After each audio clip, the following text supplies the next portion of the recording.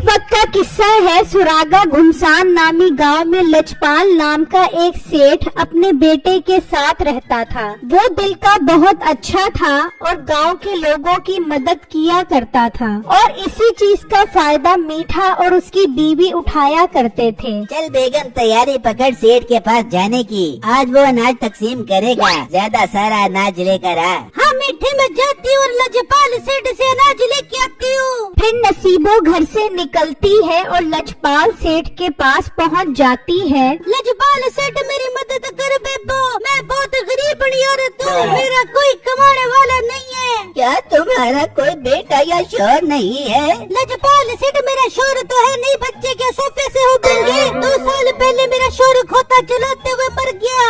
क्या खोता चलाते हुए कैसे मर गया? सेठ साहब, किसी ने हमारे खोते को बंगा फैला दी थी। मेरा शौहर उसके ऊपर बैठा तो खोते ने ऐसी स्पीड लगाई, मेरा शौहर उसको काबू न कर सका। खोता भी दरिया में गिर गया, मेरा शौहर भी दरिया में गिर गया और उसको व्हेल मछलियाँ खा गई।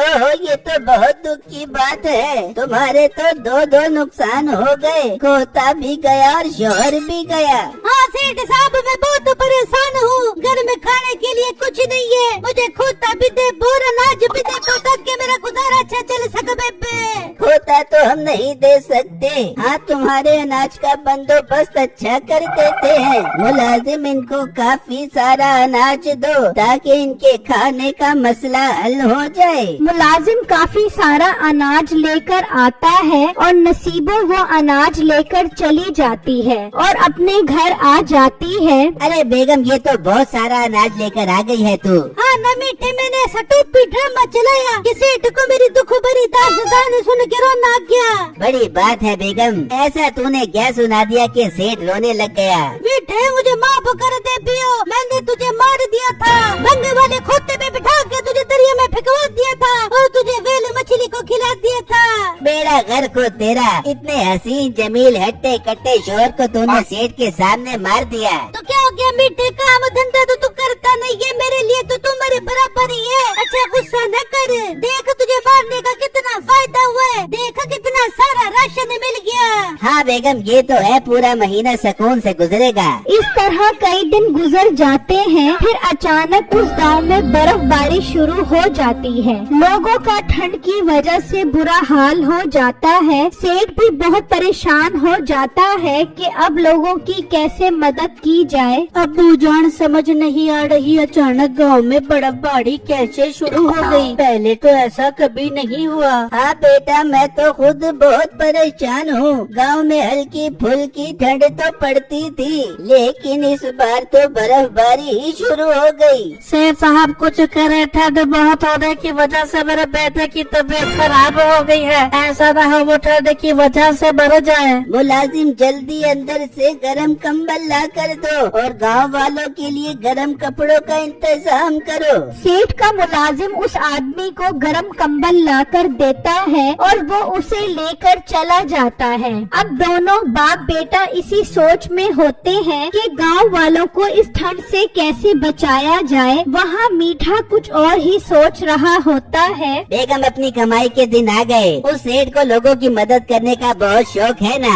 अब हम इस चीज का फायदा उठाएंगे। पर मीठे, फायदा कैसे, मुझे तो पता। बेगम, मैं सेठ से कहूँगा कि आप मुझे पैसे दो, मैं सस्ते कंबल मंगवाऊंगा और लोगों को दूंगा। फिर मीठे, तुझे क्या फायदा होगा? अरे बेगम, वो लोगों को दूंगा ही नहीं बल्कि मैं ही ये दामों में बेचूंगा। अरे मीठे, लोग तो सर्दी की वजह से थर थर कांपेंगे और भाग भाग के तेरे से खरीद बेचेंगे। हाँ बेगम, अब मैं सेठ के पास जाता हूँ और पैसों का जुगाड़ लगाता हूँ। फिर मीठा उस सेठ के पास आ जाता है और उसे अपना मंसूबा बताता है, जिसे सुनकर सेठ को बहुत खुशी होती है। वाह लड़के, ये तो बहुत अच्छी बात है। अगर तुम इतने सारे कंबलों का इंतजाम कर दो तो हम गांव वालों को सर्दी से बचा सकते हैं। जी सेठ साहब, अब मैं इसी सिलसिले में आपके पास हाजिर हुआ हूँ ताकि गांव के गरीब गुरबा लोगों के लिए कंबल खरीद सकूं। बस आप मुझे 1 लाख रुपया दे दो, मैं कल ही कंबल खरीद कर दुकान पर रख लूँगा। लोग वहाँ आएंगे और मुझसे कंबल ले जाएंगे। ठीक है लड़के, मैं तुम्हें 1 लाख रुपए दे देता हूँ। मुलाजिमी ने 1 लाख रुपए दे दो। मीठा उससे 1 लाख रुपए ले जाता है और अगले ही दिन अपनी दुकान पर कंबल रखकर बैठ जाता है। वहाँ सेठ अगले दिन ऐलान भी करवा देता है। सुनो सुनो गाँव वालों सुनो, सेठ साहब ने आप सबके लिए कंबल का इंतजाम करवा दिया है। आप गांव में मीठे की दुकान पर जाकर कंबल ले सकते हो और अपने आप को सर्दी से बचा सकते हो। गांव वाले सब ये सुनकर बहुत खुश हो जाते हैं। भाई ये तो बहुत अच्छा हो गया, मैं जाता हूँ मीठे के पास और उससे कंबल लेकर आता हूँ। वो आदमी मीठे की दुकान पर पहुंच जाता है। भाई साहब जल्दी से मुझे 2 कंबल दे दो, एक मेरी बीवी के लिए और एक मेरे बेटे के लिए। मैं अपने लिए सेठ साहब से ले आया था। ठीक है, तुम्हें 2 कंबल मिल जाएंगे। 10,000 रुपए दो। क्या 10,000? मगर सेठ साहब ने तो ऐलान करवाया था कि कंबल फ्री में मिल रहे हैं। और रांगड़ फ्री में कोई बुखार नहीं देता और तू कंबल मांगने आ गया। 10,000 रुपए दे और कंबल ले जा। भाई मेरे पास पैसे होते तो मैं फ्री में कंबल लेने आता। पैसे नहीं है तो निकल शाबाश यहाँ से। 5,000 रुपए का एक कंबल है, पैसे ले और कंबल ले जा। वो आदमी मायूस होकर एक जगह पर खड़ा हो जाता है और लोग मजबूरन मीठे से कंबल खरीदने लगते हैं। इस तरह मीठे की सेल बहुत अच्छी हो जाती है। ऐसा कैसे हो सकता है कि सेठ साहब पैसों के कंबल बेच रहे हो? मैं जाता हूँ सेठ साहब से और बात करता हूँ। वो आदमी सेठ के पास आता है और उन्हें बताता है कि मीठा कंबल पैसों के बेच रहा है। क्या पैसों के? मगर वो तो मेरे से पैसे लेकर गया था और मैंने कहा था कि कंबल गांव वालों को फ्री में दो। बेटो तुम चलो मेरे साथ उसके पास। वो मीठे की दुकान पर पहुंचते हैं तो उसके सारे कंबल बिक चुके होते हैं। ये क्या लड़के, तुम मेरे कंबल पैसों के बेच रहे हो? कौन से आपके कंबल? वो तो मैंने खरीदे थे, उसमें मेरी मेहनत लगी थी, तो पैसा भी मैं कमाऊंगा। अब तो मेरे पास बहुत पैसे आ गए हैं, मैं कल और माल खरीदूंगा और गांव वालों को बेचूंगा। मीठे भाई ये तो बहुत गलत बात है, ये तो आप सीधी बेईमानी कर रहे हो।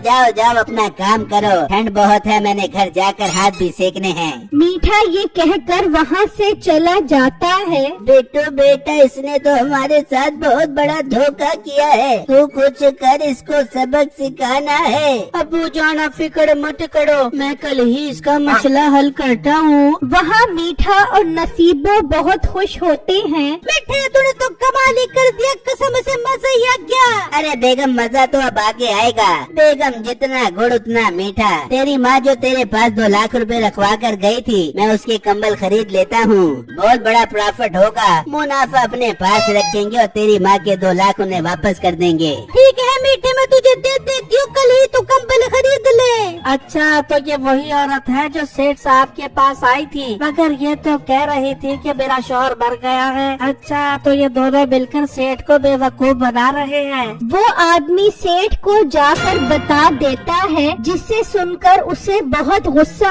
आता है। अच्छा तो ये और इसकी बीवी दोनों मिलकर हमें बेवकूफ बना रहे हैं। बेटो तुमने कुछ सोचा इससे कैसे बदला ले? जी अब्बू जान, मैंने सोच लिया है, बस आप मजदूरों से मिट्टी का बंदोबस्त करवाओ। फिर अगले दिन मजदूर मिट्टी लाना शुरू कर देते हैं और बिट्टू एक बहुत बड़ा तंदूर बनाना शुरू कर देता है। वहाँ मीठा अब बहुत सारे कंबल खरीद लाता है और लोगों के आने का इंतजार करने लगता है। वहाँ बिट्टू तंदूर तैयार कर चुका होता है और वो उसमें आग लगा देता है, तो गर्मी से बर्फ पिघलना शुरू हो जाती है और देखते ही देखते तंदूर की गर्मी से पूरा गांव गर्म हो जाता है। मीठा अब बहुत हैरान होता है। कंबल ले लो, कंबल ले लो, सर्दी से बचने के लिए कंबल ले लो। सर्दी तो अब है नहीं और तो कंबल बेच रहा है। अरे भाई, अचानक सारी ठंड कहाँ गायब हो गई? और बेईमान आदमी सेठ साहब ने बहुत बड़ा तंदूर लगवाया है,